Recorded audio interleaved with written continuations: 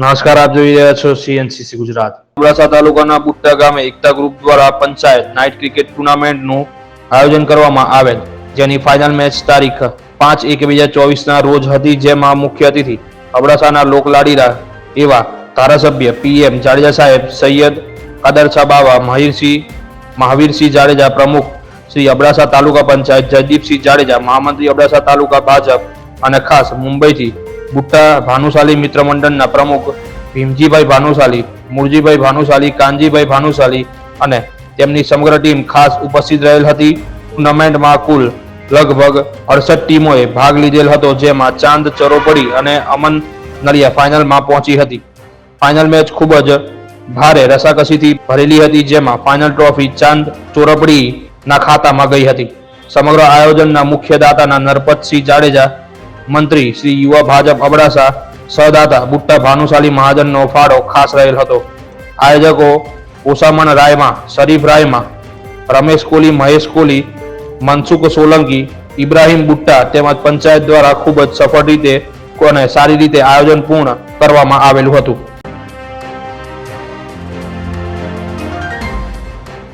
આગામી તારીખ 22મી જાન્યુઆરીના રોજ અયોધ્યા ખાતે શ્રી રામ મંદિરના નિર્માણના પ્રતિષ્ઠા મહોત્સવને લઈને સમગ્ર હિન્દુસ્તાનમાં અનેરો એક આનંદ અને માહોલ છવાયેલો છે. ત્યારે પાટણની હેમચંદ્રાચાર્ય ઉત્તર ગુજરાત યુનિવર્સિટી દ્વારા પાટણ તારીખ 18 જાન્યુઆરીથી તારીખ 22 જાન્યુઆરી દરમિયાન વિવિધ સાંસ્કૃતિક અને ધાર્મિક કાર્યક્રમનું આયોજન ખાસ કરીને રાખવામાં આવ્યું છે. જે કાર્યક્રમ અનુસંધાને ભગવાન શ્રી રામના જીવન ચરિત્ર અને શ્રી રામ ભક્તો જાણી શકે તેવા સારા ઉદ્દેશ સાથે યુનિવર્સિટી દ્વારા યુનિવર્સિટીની દિવાલો ઉપર ભગવાન શ્રી રામચંદ્રના જન્મથી લઈને તેઓના વનવાસકાળ તેમજ પુનઃ ભગવાન શ્રી રામનું અયોધ્યામાં આગમનને ચરિતાર્થ કરતા લગભગ 60 થી વધુ રંગીન ચિત્રોનું અમૂલ્ય ચિત્રાંકન કરવામાં આવ્યું હતું. યુનિવર્સિટીના શારીરિક શિક્ષણ વિભાગના નિયામક ડોક્ટર ચિરાગ પટેલે જણાવ્યું હતું.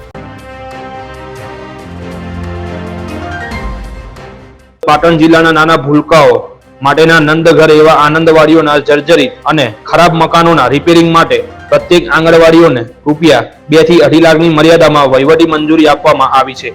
આ ઉપરાંત જિલ્લામાં વર્ષ 2023-24માં નવી 50 થી 60 આંગણવાડી મરેગામાં ખાસ કરી મંજૂરી આપવામાં આવી છે. પાટણ જિલ્લા પંચાયતના ICDS વિભાગના જિલ્લા પ્રોગ્રામ ઓફિસરે આ અંગે સૂચના આપતા જણાવ્યું હતું કે જિલ્લા વિકાસ અધિકારી DF સોલંકીની સૂચના માર્ગદર્શન હેઠળ પાટણ જિલ્લામાં કુલ 345 આંગણવાડીઓના જર્જરિત મકાનોના રિપેરિંગ માટે ખાસ કરી મંજૂરી અપાઈ છે.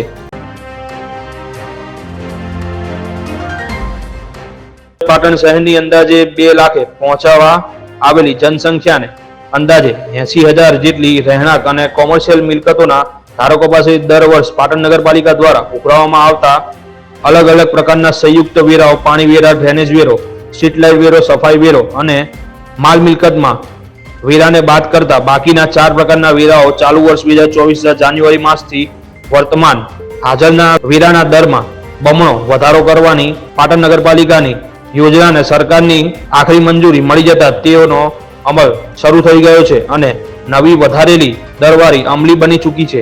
જે અનુસંધાને હવેથી પાટણની જનતાએ પાણી વેરામાં રહેણાંકના હાલમાં રૂપિયા 900ના વેરાને બદલે રૂપિયા 1200, ડ્રેનેજના રૂપિયા 300 ના રૂપિયા 500, સ્ટ્રીટ લાઇટના રૂપિયા 50 ના રૂપિયા 100 તથા સફાઈ વેરાના રૂપિયા 100 ના રૂપિયા 200 નો દર વસૂલવામાં આવશે.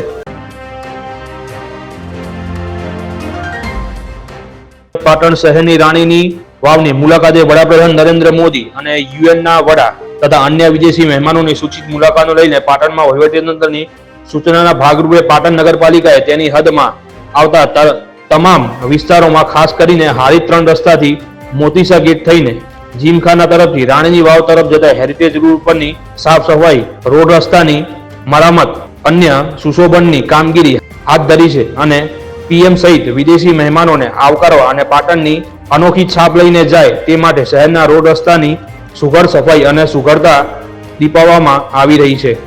આ કામગીરી માર્ગ મકાન વિભાગ દ્વારા હાઈવે ઉપર અને નગરપાલિકાની હદમાં પાલિકા દ્વારા ખૂબ પૂરજોશમાં ચાલી રહી છે.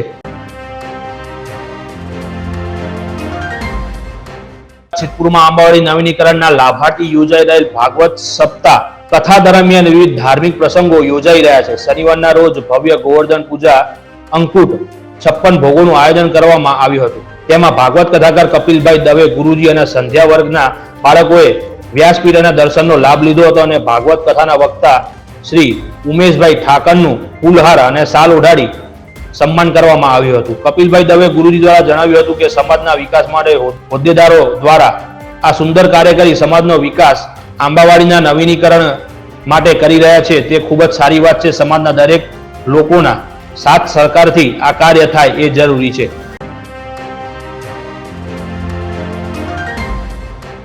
નાગરિકોની પરિવહન સેવાને વધુ સુદૃઢ બનાવવા મુખ્યમંત્રી શ્રી ભૂપેન્દ્ર પટેલે ગાંધીનગર ખાતેથી 201 નવીન બસોને ફ્લેગ ઓફ આપી પ્રસ્થાન કરાવ્યું, જેમાં અનુસંધાને સિદ્ધપુર ડેપોમાં ફાળવણી કરેલ બસો પૈકીની સિદ્ધપુર ડેપો સંચાલિત કાતરા સુંદર ડિંડોલી નવીન બસનું લોકાર્પણ પ્રસંગે બાંધકામ સીમિત જિલ્લાના પંચાયત પાટણ પૂર્વ ચેરમેન અને સિદ્ધપુર તાલુકા ભાજપ ઉપપ્રમુખ દશરથસિંહ રાજપૂત તથા તાલુકા પંચાયત સદસ્ય શ્રી વર્ષાબેન કાંતિભાઈ પટેલ તથા એસટી યુનિયન પ્રમુખ શ્રી લક્ષ્મણસિંહ રાજપૂત તથા સ્ટેન્ડ ઇન્ચાર્જ મણિલાલ પરમાર તથા પૂર્વ તાલુકા પ્રમુખ શ્રી જસીબેન ગંગારામ પટેલ તથા પૂર્વ સરપંચ શ્રી મદારજી ઠાકોર તથા એસટી યુનિયન આગેવાન શ્રી મનીષભાઈ પટેલ તથા વેલજીભાઈ ધોળા તેમજ કાતરા ગામના આગેવાનો અને ગ્રામજનોની હાજરીમાં કાર્યક્રમ યોજાયો અને ભારતીય જનતા પાર્ટીની ગુજરાત સરકાર શ્રીનો આભાર માન્યો.